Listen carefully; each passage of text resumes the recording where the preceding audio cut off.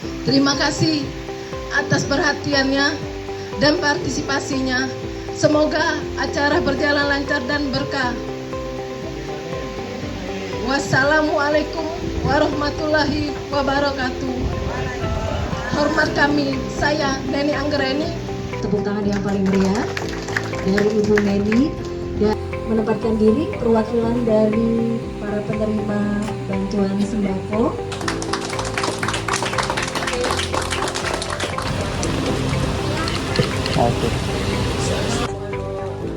Baik, kita berikan tepuk tangan Bapak dan Sekali lagi terima kasih banyak.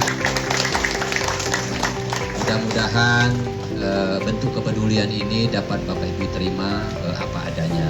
Terakhir kami ucapkan dan lama lagi kita nak Idul Fitri. Mohon maaf lahir dan batin. Selamat Hari Raya Idul Fitri. Dan juga mumpung di sini ada Pak Kadinsos, ada Pak Camat, ada Pak Lurah.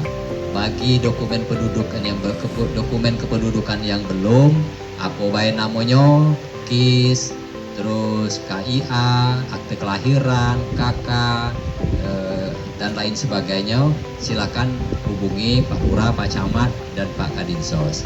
Insya Allah secepat-cepatnya segera kita selesai ke administrasinya. Itu baik dari aku, mau kasih banyak, mohon maaf atas hal yang tidak berkenan. S1.